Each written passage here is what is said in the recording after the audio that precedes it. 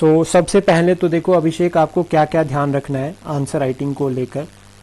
First of all तो देखो आपने जैसे 15 का एफ ना बड़ा होना था, पहला पॉइंट। उसके बाद ईयर्स YRS नहीं लिखना है, इसको पूरा लिखना है ईयर्स, YEARS, ठीक है। 15 year struggle between Humayun and Sher Shah Suri. अब देखो क्वेश्चन क्या है कि the duel between Humayun and the Sher Shah Suri was not merely a clash of personalities, but a conflict between two different system of governance and military organization। अब पर इसको कैसे बताओगे, ठीक है, कि इनके बीच का स्ट्रगल, ठीक है, आपने इसको 15 इयर्स के साथ शुरू किया, ओके चलेगा, बट लेकिन आप इसको थोड़ा और जो है वो क्रिएटिव बना सकते हो, बट लेकिन वो क्रिएटिव थोड़ा धीरे धीरे करके बनेगा, हो जाएगा मैनेज। देन उसके बाद देखो पॉइंट्स आपने यहाँ पर रेलेवेंट ऐड किए हैं, जैसे मिलिट्री ऑर्गेनाइजेशन, ठीक है, प्रोफेशनल सेंट्रलाइजेशन वर्सेस नोबैड मोबिलिटी। अब आपको क्या करना पड़ेगा ना, इसको एक्सप्लेन, जस्टिफाई करना पड़ेगा, हाउ, कैसे। तो आप बता सकते हैं कि जो हुमायूं की आर्मी थी वो पूरी प्रोफेशनल आर्मी थी, लेकिन जो शेरशाह सूरी की जो एडमिनिस्ट्रेशन थी उसमें जनरली अफगान जो है वो जो अफगान फाइटर्स उसमें थे, तो उनकी आर्मी जो है वो नोमैड थी इन कंपैरिजन टू दिस। ये आपको थोड़ा बताना पड़ेगा। Recruitment and loyalty also matter, कि हुमायूं की अगर हम बात करें, उसको जो सबसे बड़ा चैलेंज फेस करना पड़ा था वो था कि उसके जो रिसोर्सेज थे वो बंट गए थे, तो नोबिलिटी भी बंट गई थी। लेकिन वहीं जो आपके जो ये शेरशाह सूरी हुए, इसके लिए जो इनके नॉबल्स थे वो बहुत ज़्यादा वफादार, तो उन्होंने मैक्सिमम सपोर्ट किया। जो सोल्जर्स के साथ जो है जैसे रिक्रूटमेंट प्रोसेस रहती है ना शेरशाह सूरी की, वो बहुत ब्रिलियंट थी, वो खुद उसको सुपरवाइज करता था। तो ऐसे आपको यहाँ पर जस्टिफाई करना पड़ेगा इसको। तो जैसे आप यहाँ पर एक स्टेटमेंट लिख रहे हो तो इसके बाद ऐसे लिखो, फॉर एग्जाम्पल, कि हमें जो है वो ये देखने को मिलता है। फिर इसको लेकर आप यहाँ पे ना रेफरेंस भी ऐड कर सकते हैं किसी हिस्टोरियन का।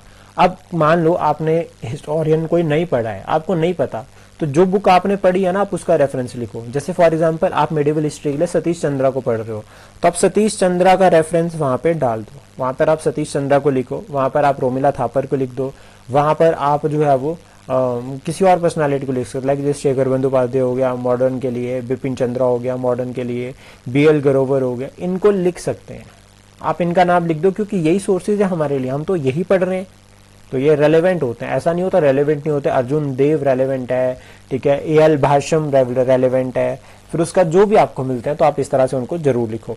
प्लस साथ में ध्यान रखो कि जब हम मुगल्स के बारे में बात करते हैं ना, तो याद रखना कि मुगल्स का जो रेवेन्यू सिस्टम है उसको काफी खान ने जो है वो एक्सप्लेन कर रखा है। फिर उसके बाद हुमायूं से रिलेटेड जो भी इंफॉर्मेशन है वो हमें हुमायूं नामा में मिलती है, तो आप हुमायूं नामा का रेफरेंस यहाँ पे लिख सकते हैं, या फिर शेरशाह सूरी की ऑटो जो आपकी जो बायोग्राफी है इससे रिलेटेड इंफॉर्मेशन होगी, पद्मावत हो गया, ऐसे ऐसे आपको याद रखने पड़ेंगे, इनको आपको इंक्लूड करना पड़ेगा अपने आंसर में। आर्मी डिसिप्लिन, अब देखो रिक्रूटमेंट एंड लॉयलिटी में आप इसको इंक्लूड कर सकते हैं कि जैसे आपकी जो शेरशाह सूरी है जो उनकी आर्मी है, तो इन दोनों को कंबाइन कर दो, एक पॉइंट बन जाएगा, ठीक है। जैसे दाग वाला ये सिस्टम ओके चलेगा। फिर उसके बाद टैक्टिक्स यूज्ड इन वॉरफेयर, तो ये अलग है, जैसे कि मुगल फोर्सेस जो है वो कैवलरी पर रिलाई करती थी, स्लो मूविंग थी, उसके बाद शेरशाह सूरी के बाद छोटी आर्मी थी लेकिन ट्रेंड आर्मी थी, और उसने जो आपके जो रीजनल जो भी उसके पास जो ऑप्शन है उसको बहुत अच्छे से यूटिलाइज भी किया, तो ये आपको एक थोड़ा सा ध्यान देना पड़ेगा, ठीक है। रेस्ट उसके बाद थोड़े बहुत पॉइंट्स चाहिए, सिस्टम ऑफ गवर्नेंस ये भी सही है, पॉइंट्स थोड़े खुले खुले भी लिखे आपने। सेकंड उसके बाद आप क्या कर सकते हैं ना, देखो जो मैं आपको सजेशन देता हूँ, जैसे मान लो आपने ऐसे आंसर लिखा, आप शेरशाह सूरी और उनके बारे में बता रहे हो, तो ब्रीफली आप क्या करो, जब आपने इंट्रोडक्शन बना दी उसके बाद ऐसे दोनों को बीच में लिखो, शेरशाह सूरी और हुमायूं, फिर उसके बाद ऐसे थोड़ा फ्लो चार्ट सा बना के 4-5 पॉइंट्स जो है वो ऐड कर दो कि इनके बीच में स्ट्रगल एक्चुअल में चला कहाँ पर है, इनके बीच में स्ट्रगल जो है पॉलिटिकल फ्रंट पर, सोशल फ्रंट पर, इकोनॉमिक फ्रंट पर जो है वो है।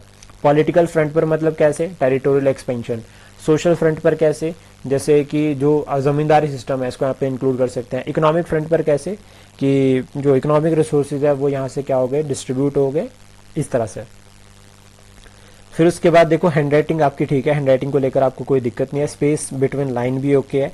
ऑप्शनल में हमें आंसर शीट की कोई दिक्कत नहीं होती, हम एक्स्ट्रा भी शीट ले सकते हैं, और वहाँ पे कुछ हमें बोला नहीं होता है कि आपके पास इतनी सी लिमिट है, आपको इतने में लिखना है, तो इट डिपेंड ऑन अस कि हम 5 नंबर के लिए 4 पेज भर रहे हैं या 2 पेज भर रहे हैं या 3 पेज भर रहे हैं, वो हमारे ऊपर डिपेंड करता है।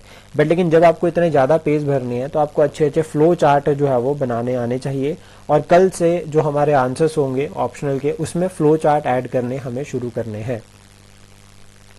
ठीक है, बाकी उसके बाद जो सेकंड क्वेश्चन है आपका, ये रिलेवेंट है, मैंने शुरू में भी बताया था रजत को भी कि इस तरह की कटिंग नहीं करनी। अगर गलत लिख भी दिया तो उसको एक बार सिंपल ऐसे कट करो। फिर उसके बाद ना ये समझो कि क्वेश्चन में एक्चुअल में पूछा गया क्या है। जैसे देखो, discuss the architectural transitions observed, ठीक है, ड्यूरिंग अर्ली मुगल फेज। तो आप अर्ली मुगल फेज आपने शुरू में सही बताया, और उसकी तरह क्या क्या ट्रांजिशन हुई ओवरऑल सही है। फिर उसके बाद बाबर के कंट्रीब्यूशन, अब जैसे मुगल फेज में जो है ना आपका आर्किटेक्चर, तो उसके फीचर्स यहाँ पे बता दो, पहले फीचर्स पहले एक्सप्लेन कर दो, और फीचर्स ऐसे बता दो कि ये फीचर्स है भाई, और फिर हम बाबर के बारे में कैसे उसके कंट्रीब्यूशन रहते हैं बाबर के क्या, तो वो होगा, तो फिर वहां पे हो जाएगा। जैसे बाबर ने 4 बाग जो सिस्टम है उसको इंट्रोड्यूस किया था, फिर उसमें आपने यहाँ पर एग्जाम्पल भी लिख दिया, सही, सेकंड भी सही है, ऑलमोस्ट तीनों पॉइंट्स गुड।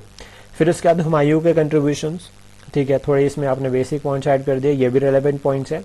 देन उसके बाद ट्रांजिशन कैसे हो रखी है, तो वो ऑलमोस्ट यहाँ पे आपने बता दिया कि रेड स्टोन, फिर उसके बाद अदर आगे फीचर्स यूज कर रहे हैं। ठीक है, ये वाला क्वेश्चन भी आपका बिल्कुल सही है। आपका कोई डाउट हो, पर लेकिन थोड़ा आपको ये फोकस करना पड़ेगा ना कि एक तो देखो कंक्लूजन में हमें SRO नहीं लगाना, सिंपल लिखना है और कोशिश करनी है कि अंडरलाइन करना है मैक्सिमम पॉइंट्स को, ज़्यादा भी अंडरलाइन नहीं करना कि ज़्यादा ओवर लग जाए, और फ्लो चार्ट ऐड करना अब जो है वो आप शुरू कर दो, या आपका जो है वो नेक्स्ट जो है वो टारगेट होना चाहिए। इन क्वेश्चंस को लेकर कोई डाउट? क्लियर, ठीक है। उसके बाद आपके दूसरे आंसर्स, इनको भी देख लेते हैं साथ में। अब देखो, जो ये वाला क्वेश्चन है ना, इसमें मुझे लगता है कि सबसे बड़ी कॉमन मिस्टेक क्या है कि पहले तो ना क्वेश्चन ऊपर पूरा लिखो, और क्वेश्चन पहले लिख दो दोनों के दोनों, उसके बाद आंसर लिखने शुरू करो। पहले तो ऐसा टारगेट रख लो, तो क्वेश्चन आप पूरा लिखोगे ना। कई बार क्या होता है, हम क्या करते हैं कि आंसर लिखते लिखते क्वेश्चन को पढ़ते हैं या नजर मारते हैं, ये देखने के लिए कि हमने जो है वो हम भटके तो नहीं अपने आंसर से। तो अगर क्वेश्चन ऊपर लिखा रहेगा तो इजी रहेगा, वरना पेपर में भी हमारी ऐसी आदत रहती है कि हम फिर वो क्वेश्चन पेपर को पलट रहे हैं, उसको ढूंढ रहे हैं वहां पे, तो उससे टाइम जाता है। तो आपने एक ध्यान रखना। फिर उसके बाद देखो क्वेश्चन ना, अब यहाँ पर हुमायूं से रिलेटेड और उसके बाद जो बाबर की डेथ है इसके साथ, फिर उसको शेरशाह सूरी के साथ कनेक्ट कर रहे हैं, मतलब पॉलिटिकली कर रहे हैं। तो देखो अब ये इसको कैसे अटेम्प्ट करना है, इसकी इंट्रोडक्शन कैसे बनानी है। अब हुमायूं से रिलेटेड एक क्वेश्चन है, तो अब हुमायूं के रूल को इंट्रोडक्शन में डालो कि हुमायूं का जो रूल है भारत में वो 1530 से 1555 के बीच में रहा, जिसमें अलॉट ऑफ इवेंट्स हो रखे हैं। ये इवेंट्स हुमायूं के लिए चैलेंजिंग भी है, उसके लिए अपॉर्चुनिटीज भी जो है वो देते हैं। तो चैलेंजेस कौन कौन से हैं आपने बताया। तो देखो अब यहाँ पे चैलेंजेस में सबसे पहले आपने बताया शेरशाह सूरी और वो सब। तो देखो पहला चैलेंज उसके पास यही आया था, डिवीजन ऑफ रिसोर्सेज।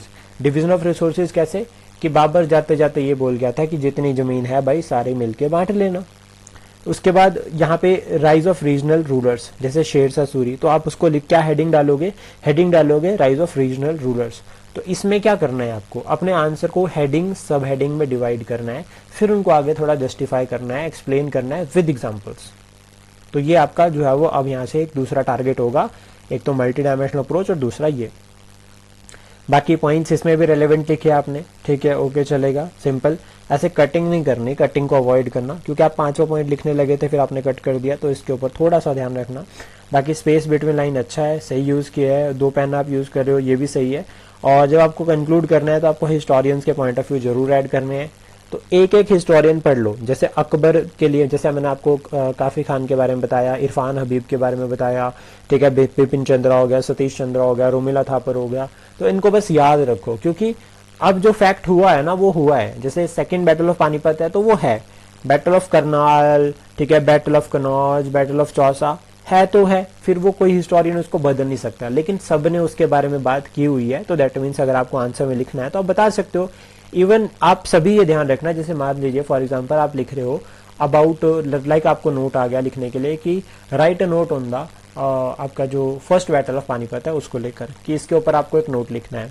अब आपको पता है कि ये बैटल बाबर और जो है वो इब्राहिम लोदी के बीच में हुई है, तो अब आपको क्या करना है ना, यहाँ पे सिंपल सा एक पॉइंट याद रखना है कि आप डाल दो कि एज पर द, ठीक है, सतीश चंद्र, जो बैटल ऑफ पानीपत है वो जो है वो आपके फर्स्ट बैटल ऑफ पानीपत जो है 1526 में हुई थी सतीश चंद्र के अकॉर्डिंग।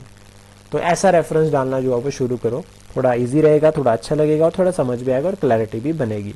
तो ये आपने ध्यान रखना। फिर उसके बाद देखो सोर डायनेस्टी, ये क्वेश्चन था नेक्स्ट आपका। ओके, इसमें आपने सही है। अब देखो यहाँ पर भी क्या है कि सोर डायनेस्टी जो है वो इंपॉर्टेंट है, अफगान पॉलिटिकल पावर अंडर।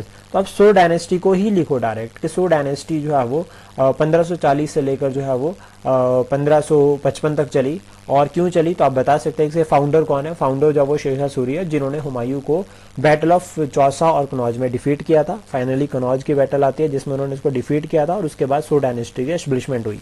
या आप शुरुआत ऐसे भी कर सकते हैं कि सू डायनेस्टी जो सेकंड अफगान डायनेस्टी है, जो कि 1540 से लेकर जो है वो 55 के बीच में है। इस तरह से थोड़े ऐसे पॉइंट्स आप लिंक कर सकते हैं। रेस्ट वाले जितने पॉइंट्स हैं वो रेलेवेंट है, लेकिन इनको प्रैक्टिकल अप्रोच देनी पड़ेगी, बट धीरे धीरे वो इवॉल्व हो जाएगा, ऐसा कोई इसमें इशू नहीं रहेगा। ठीक है, ये वाले पॉइंट्स आपने सही लिखे हैं। इसमें सिल्वर इकोनॉमी वाला पॉइंट भी सही था, ये सब बढ़िया लगा है। जहाँ पे आपको लगता है ना कि आप थोड़ा पुरानी टर्म को फॉलो कर रहे हो, तो वहाँ पे आप मॉडर्न लिख दो। जैसे शेरशाह सूरी ने पहले जो है वो डीमोनेटाइजेशन करी थी, तो अब डीमोनेटाइजेशन ही वर्ड वहाँ पे लिख दो, चल पड़ेगा। ठीक है, क्लियर? आपका कोई डाउट?